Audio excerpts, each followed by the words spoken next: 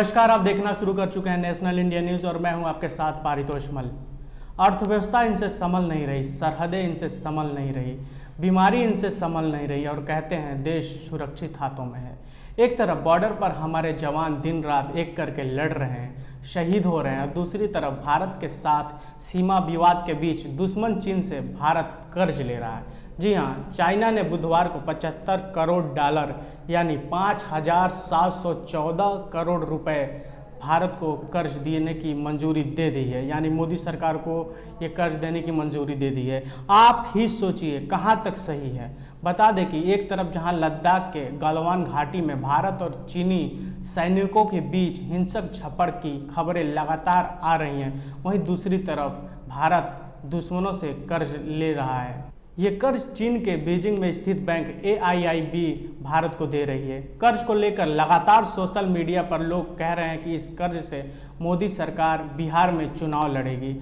इस महामारी संकट में देश की स्थिति और खराब हो गई है। कोरोना वायरस संकट में देश के 8 करोड़ लोग घनी आबादी में रह रहे हैं, जहां संक्रमण तेजी से फैल रहा है। इस दौरान स्वास्थ्य मंत्रालय सुविधाएं भी कम हो गई है, स्वास्थ्य सुविधाएं भी बहुत कम हो गई है, जो संकट बढ़ा रही है। स्वास्थ्य मंत्रालय की एक रिपोर्ट के मुताबिक बुधवार को भारत में कोरोना के चलते एक दिन में सबसे अधिक जाने गई है, मतलब एक दिन में सबसे अधिक लोगों की मौत हुई है। खैर, आगे बढ़ते हैं और देश के दुश्मनों की बात करते हैं जिससे आप अनजान हैं। आपको लगता है कि दुश्मन सिर्फ सरहद के पार है, सिर्फ चीन और पाकिस्तान ही देश के दुश्मन है। यह सच नहीं है, क्योंकि बहुत खतरनाक दुश्मन देश के अंदर भी है। आज एक महिला के साथ कार में बलात्कार किया गया। क्या बलात्कार करने वाले चाइनीज थे? कश्मीरियों को 10 महीने से कैद करके रखा गया है। ये क्या चीन के लोग हैं? कोरोना पेशेंट से एक दिन का 1 लाख तक के रुपए अस्पताल मालिक ले रहे हैं सब। क्या ये चीनी हैं? बहुजनों को घोड़े पर न बैठने देने वाले क्या चाइनीज़ हैं? घुसपैठियों का बहाना बनाकर देश के नागरिकों को नागरिकता छीन लेने का प्लान बनाने वाले क्या ये लोग चाइनीज़ हैं? सुफेरा जरगर, सफत जाफर, शैला राशिद पर अत्याचार करने वाले लोग क्या ये चाइनीज़ हैं?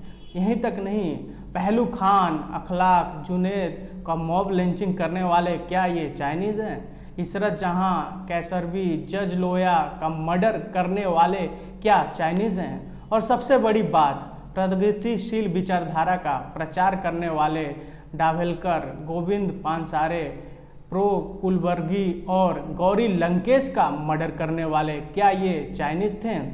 ये सब देश के ही नागरिक हैं। आप ही बताइए, देश की जनता को अंधविश्वास का अफीम पिलाने वाले क्या चाइनीज़ हैं? देश में प्रगतिशील विचारधारा का विकास में अवरोधन उत्पन्न करने वाले क्या ये चाइनीज़ हैं? सवाल बहुत है। लॉकडाउन में मजदूरों को 1000-2000 किलोमीटर पैदल चलने के लिए मजबूर करने वाले क्या ये चाइनीज़ थे?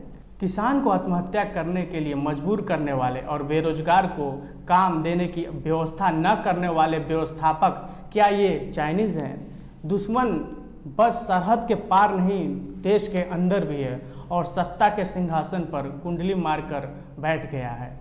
वहीं बात करें बॉयकॉट चाइनीज़ की, तो देश के लोग एक तरफ चाइनीज़ चीज़ों को तोड़ रहे हैं, दूसरी तरफ PM मोदी की सरकार में चाइना को करोड़ों करोड़ों का कॉन्ट्रैक्ट मिल रहा है। और जिस टिकटॉक को देश में बैन करने की बात चल रही है, आप जान के हैरान होंगे।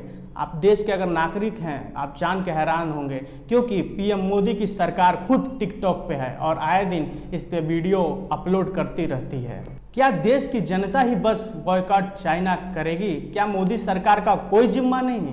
क्या PM मोदी बस चाइनीज़ों को बुला बुला कर झूला झुलाएंगे? ये सब सवाल आप पे मैं छोड़ता हूं और आप कमेंट बॉक्स में बताइए आपकी क्या राय है, जो अभी मैंने ये सब सवाल पूछा। तो अभी तक के लिए इतना ही। आगे देखते रहिए तमाम बड़ी खबरों के लिए नेशनल इंडिया न्यूज़ और मुझे दीजिए इजाज़त। धन्यवाद। चैनल को सब्सक्राइब नहीं किया है तो प्लीज़ सब्सक्राइब कीजिए और ताज़ा अपडेट पाने के लिए बेल आइकन को दबाना ना भूलें।